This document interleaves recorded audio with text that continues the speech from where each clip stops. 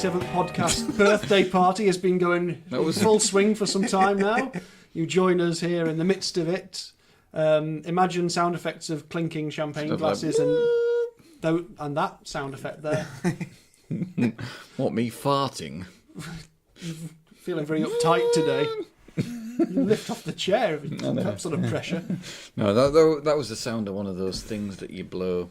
Party blower. Yeah, which is that what they're actually called? I have no idea. I think they're nameless. They've never been given I like a name. it when you blow them so hard that they sort of go. Yes. That's the most entertaining thing to do. That is a treat. Or you blow them so hard they just shoot out your mouth and land in someone's drink. Or in somebody's face. Or you use it and you blow it and you curl it around something and attempt to drag it back towards you as if it were a serpent's tongue. Very much so.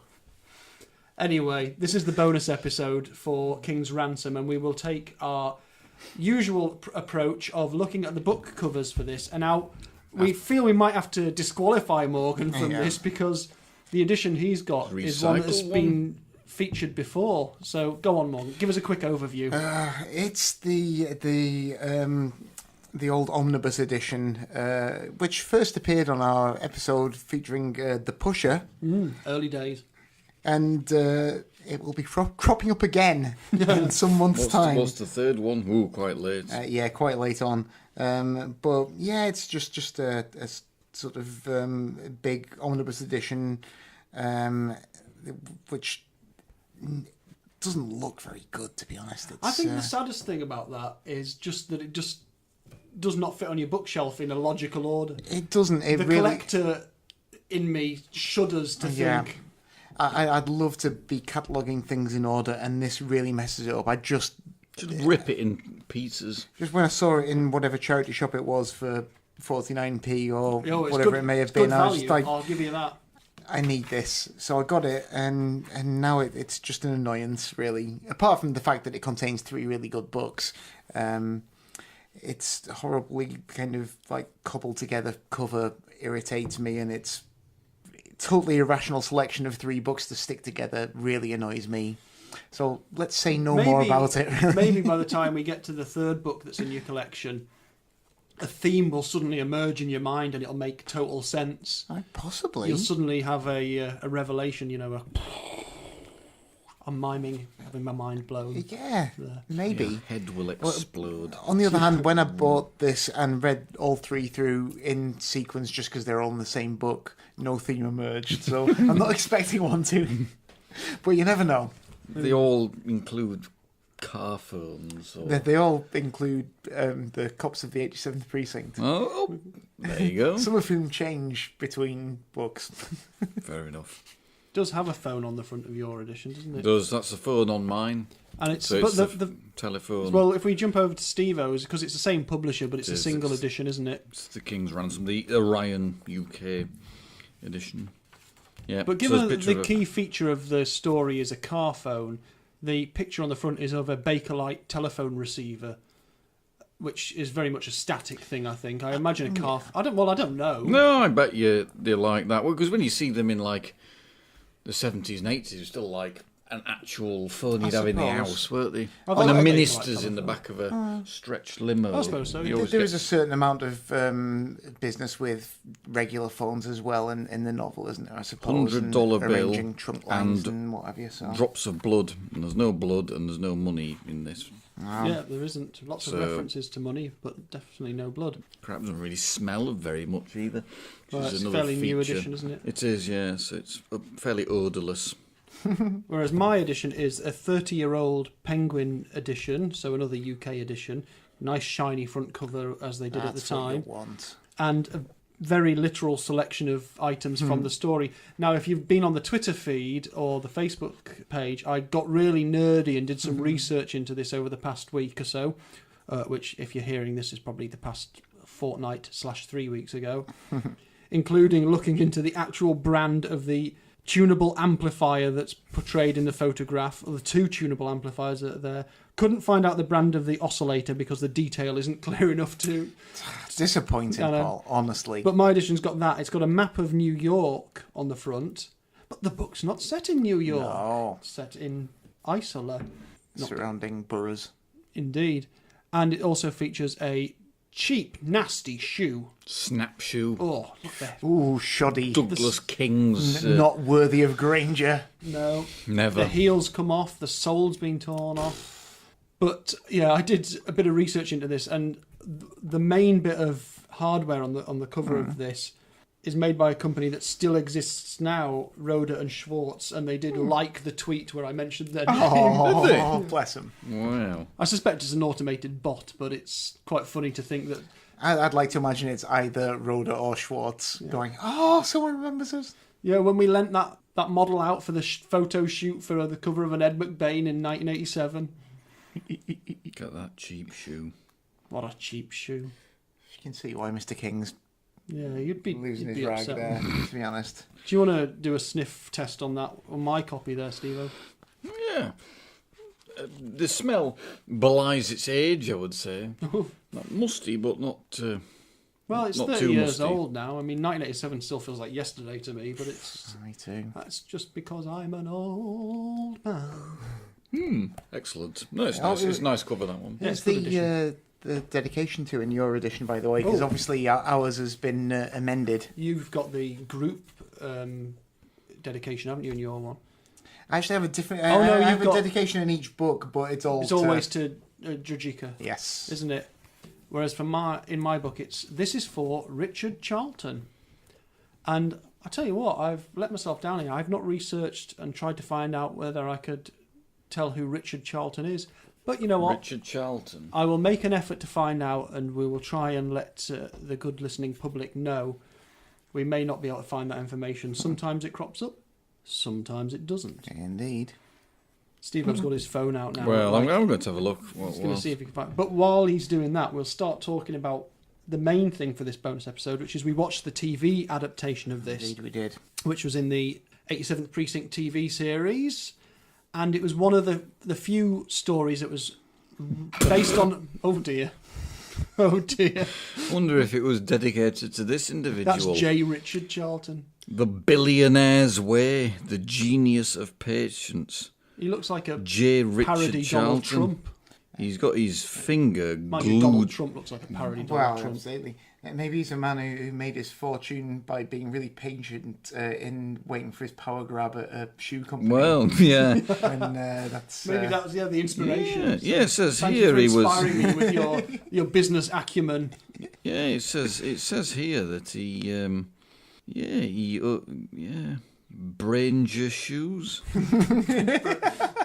Branger shoes. No, I don't think we're gonna be able to. It's not one we're going to crack immediately, is it? I don't think. I'll see what I can find out. It's Groff Conklin, the fact-checking ghost. I'm back again with some information for you about Richard Charlton. Charlton was a producer and he founded the Sombrero Playhouse, which is a nice name for a playhouse if you like big hats and things. This place featured performances from Groucho Marx, Tallulah Bankhead, Ginger Rogers, and other people. Charlton asked Ed McBain, Evan Hunter, to write him a play in 1954, and Evan Hunter produced King's Ransom, a play in 3 acts. But it was never performed. So, there you go. That's who the book was dedicated to, Richard Charlton of the Sombrero Playhouse. Okay, I'm gonna go now and see if I can figure out what this accent is all about. Goodbye. Actually, before we get stuck into the TV adaptation, I'll use a question that was submitted to us by a listener, a fairly new listener to the podcast, but someone who's been quite involved with us online, and really nice to have that communication. So this is from Stella Weaver, and the question is, I've intentionally stayed away from TV or film adaptations of any 87th books. There's not that many. But the question is, really, in your opinion, are there any that you've seen worth watching, or do they veer too far from the stories or characters? And I think we've sort of looked at it a little bit in passing when we've talked about adaptations. The main ones we've watched are the 87th Precinct TV series, of which, as I was about to say, we've watched the Ed McBain adaptation of his own novel that was in the series tonight, and that was from 1961/2, probably 62 for this episode. The other main set of adaptations was 2 or 3 big TV movies in the 80s or 90s, I think, which when we get round to watching those, to doing those books, we'll watch those as well. And there's been a handful of adaptations outside of that, really. Fuzz, which I think is a whole... I don't know what that movie's going to be like. I'm really interested to see it. You bought me a DVD of one of them. Was that Ice? I think I watched that 10, was one of the TV adaptations. 10 minutes. It was so bad I just had to turn it off. Well, but we will have to watch it. Oh, we will. But it was, That's going to be tough because that's such a good book as well. But it might, perhaps I didn't give it long enough, but it was... it's easy to persevere. Spoiling my former enjoyment of the book. It's like... So, I mean, there's partly an answer, is that Steve-O's had a look at some of the 80s ones, or at least one of the 80s ones, and found it very difficult to get into. But the ones in this 60s series are really good. The cast's smaller, but, you know... It's very enjoyable in its own right. I mean, even if it doesn't really capture exactly what you get from the books, it's still well worth a watch. The biggest difference cast-wise is Roger Haviland's still alive, and his character's completely different. Yeah, and there's only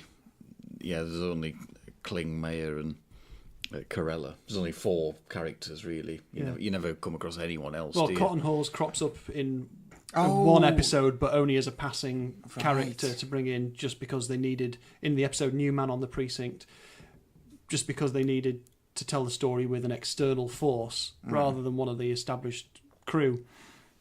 But generally speaking, there isn't any other characters in. No, so that's probably. But that's the nature of TV production at the time. You need a certain amount of fixed sets, a fixed cast, because otherwise costs spiral instantly. But then you occasionally get something like the adaptation of King's Ransom, which is, as we watched today, really, really good. And I think it's nice to know that it's McBain's voice playing it out on the screen, although clearly he's been told to change a few elements. Yes. And it's weird to watch it having read the book. Yeah, you did. Also, you didn't get the ridiculous name changing, obviously, with... that's the thing we've talked about before, how they changed the names of characters for almost no reason. That wasn't the case in this adaptation. No. Yeah. But major change in particularly the age of the kidnappee. So in the book, the kidnapped child, or the intended kidnapped child, and the actual kidnapped child, they're young kids. They're out playing cowboys and Indians in the grounds of the house. In the TV adaptation, they walk in with the kidnapped child, and he's about 7 foot tall. Yeah. Yeah, it looks very much like he could have overpowered both of his captors with ease. But even whilst blindfolded and gagged. And I think that did kind of lessen the jeopardy. Because obviously, you don't not care what happens to him, but like in the book, it's a bit, it's quite sinister, isn't it? That it's a kid, and totally, he's like, definitely. It also helped in how they didn't realise they'd got the wrong. Because it's when you're a younger child, finds it harder to make themselves understood, make it clear. They don't have necessarily the capacity to put a reasonable case forward. You get upset more easily. Yeah. I think also having the younger child in the book really helps with the bond that develops between him and Kathy. Yeah. Which obviously, I mean, they didn't really have time to develop that in the TV show anyway. That makes her motives a lot better, and in terms of character development, that really helped. In the TV series, the kids are 3 times older than they are in the books. Basically, they're young men rather than kids, which does change it. And it did seem a bit like it must have been done for I don't know how to describe it. For decency's sake? I don't know. Perhaps the idea of kidnapped children at risk from being killed was not right for the time slot. The time when it would have been aired, children. One maybe assumes it's sort of something to do more with network sensibilities or at a production level rather than Ed McBain himself. Yeah, but I'm sure he would have liked to have gone the whole hog. Yeah, and absolutely. made it really gritty. But It still makes for good TV. It does, and he packs a lot of the elements of the story in. It's got a very solid cast, a couple of good names that you would know in there, such as Nancy Reagan as the wife of Douglas King, Diane King, and John Astin, otherwise known as Gomez from the Addams Family, as the...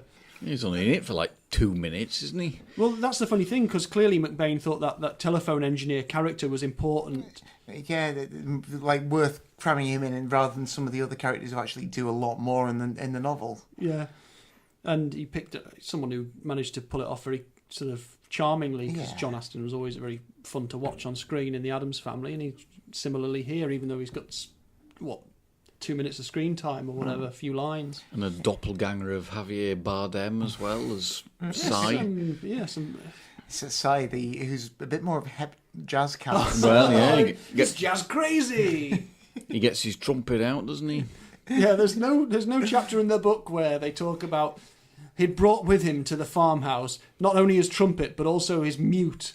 Yeah, he brought just whips out his muted horn and starts playing a few licks. He's got some records with him, but not a record player. He just wanted to look at them. Yeah, that's how jazz mad he is. He can see the grooves, where the drop happens, and the yeah. They made him a bit more happy-go-lucky in this than the sinister beast he is. Indeed, and also I felt like Eddie and Kathy seemed a bit less young and idealistic than they do in the novel as well. Yeah. So that's one of my problems with that adaptation was at the end of the novel. Oh, we're going to have to spoil a little bit here. The couple of kidnappers, the man and the woman who are man and wife, out of the 3 kidnappers, get away, basically. In the TV adaptation, they're shown as being a lot less sort of happy together. Their underlying happy marriage isn't really there. Their love doesn't really come through. And also they get captured, albeit off screen. And again, that seems a bit like networks interfering, saying wrap it up. We want a resolution, and also that's the way that the morality of the whole story is kind of subtly tweaked around at the end there. In that version, in the King as a character is sort of, I mean, he becomes a little more sympathetic in the novel, but I think he becomes a lot more sympathetic in the TV adaptation, and it seems a bit like. Yeah, God, let's not make the rich businessman look too bad. He's all right, really, isn't he? Yeah, he's okay. And then those criminals, they'll get their comeuppance. Yeah. Because in the book, you don't ever discover the resolution of the business deal, do you? It's just totally silent. Whereas in the adaptation, you're told that all went swimmingly. And it kind of seems like actually no, it's fine. Like aggressive capitalism is actually still good. So that's fine, don't worry, go back to that, and crime doesn't pay, and even if you love each other and you're poor, if that doesn't matter, just... So he was right not to pay it because he wouldn't have been able to... He was right not to, he was right to just work hard, stab everyone else who tried to climb above him on the ladder in the back, and then, get all the money and stick with it. Well, I'm glad that's had no lasting impact on the way the world works. No, none. Actually, one of the things in the book, Douglas King gets a bit of an action sequence at the end, because when they catch the Cy Barnard, the main kidnapper, he beats him in the book. He just basically grabs hold of him, starts punching him. Whereas in the TV adaptation, he sneaks up behind him and just twats him on the back of the head once. And he just falls over, and Corella then tries to recruit him. To the police. Like, you hit that man on the back of the head really well. Would you want a badge? Yeah. I'd rather he just called him a turd. Yeah. A big turd even. Yeah, by that point. But that said, joking aside, it's quite a good adaptation. Oh, yeah. It's a very entertaining piece of TV, isn't it? Definitely. But on the subject of adaptation, still dealing with Stella's question to some extent, what we've not seen High and Low yet, which is the Kurosawa film based on it, which is very well thought of, and we will do as a separate podcast. But also it's adapted in 1978 as a film called Inkar, which is an Indian film. Ooh, and it is more or less what you would call Bollywood, I believe. It does involve songs and dancing. Yes. But it was in also, the squad room. Well, quite possibly, who knows? But it was also adapted in the same year as Dongala Veta, I'm probably pronouncing that terrible, which is another Indian film, but it's in the Telugu language. Oh. And that's what's called Tollywood. And, there's Amazing. there's tens of millions of speakers of Telugu, and it's funny to think that the film industry would have a sub-film industry. Is that song and dance as well? Yeah, I believe so. I think it's a direct Wow. it's a direct adaptation of Inkar, which is an adaptation of High and Low, which is an adaptation of this book. Oh. Can we do a UK adaptation of the Tollywood adaptation of the Bollywood adaptation of... Can we? Probably. Why not? By that point. Right, it's a done deal. The rights are probably so free by that point. We should do a novelisation of it, and so you'd have a... The novelisation of a British version of the Tollywood version of the Bollywood version of the Japanese version of the American book. Yep. That's right. Excellent. See how closely it resembles. But apparently also in 2007 there was a handful of 87th Precinct stories adapted in Japan as well. Wow. And I can find information about the names of them, but I can't find any clips or anything or any more information about it. Because the moment you go off the Western language on the internet, it becomes impossible, if you don't understand it, to find any details, particularly when you get into languages that distinct and separate. I've discovered this occasionally trying to research Japanese obscure model trains in my particular line of work. But if you ever come across Tengoku to Jigoku, it's a Japanese, I think it's a TV adaptation from 2007. So it's been well adapted. I think it's the most adapted McBain 87th Precinct book. Certainly sounds like it. I'd love to see all of them, really. I think the Indian ones are online, but not with subtitles, unfortunately. I'm sure we can piece it together. Well, They might do a dance routine as they're trying to find the paint with the lab technician. they may well do. Amazing. They may well do. Steering clear of adaptations, do you do it? I mean, it's very hard once you've got a character in your head. But my problem with characters in my head is that... That sounds like you're going totally crazy. Yeah. The trouble I've got with characters in my head. What do they tell you, these characters? What trouble do they give you? They say, my name is Adrian Score.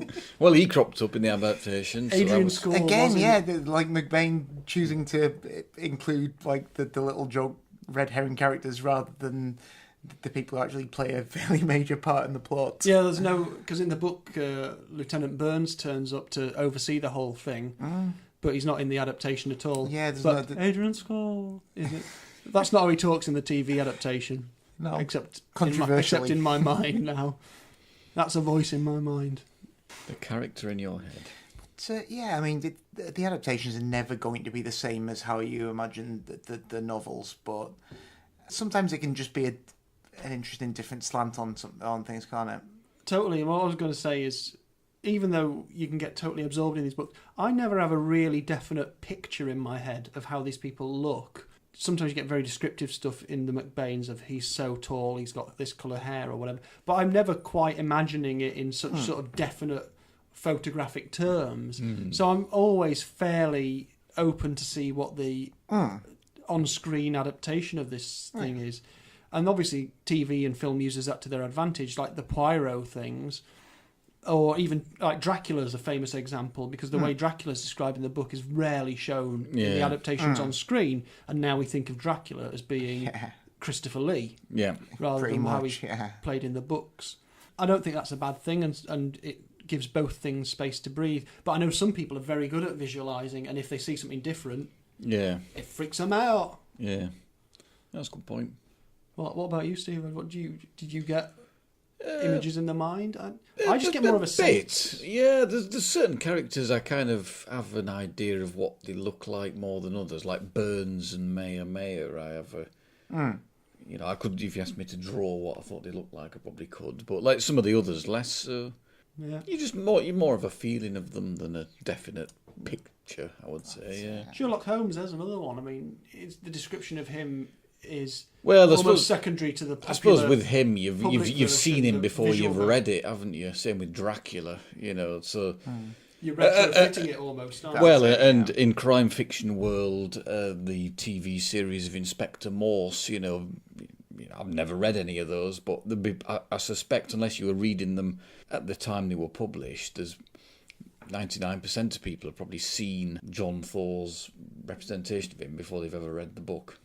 Absolutely, and in fact, Colin Dexter starts to fit. Well, he books did, yeah, to absolutely, meet the yeah. popular TV version. He adapted the books, didn't he, with John Thor in mind. Okay, well, I've got another comment from the internet, and that was from one of our Twitter followers called @SFF Audio, who posts a lot of interesting stuff about audiobooks and sort of pulpy imagery and short stories and things like that, who's asked us if we've read the McBain short story The Last Spin.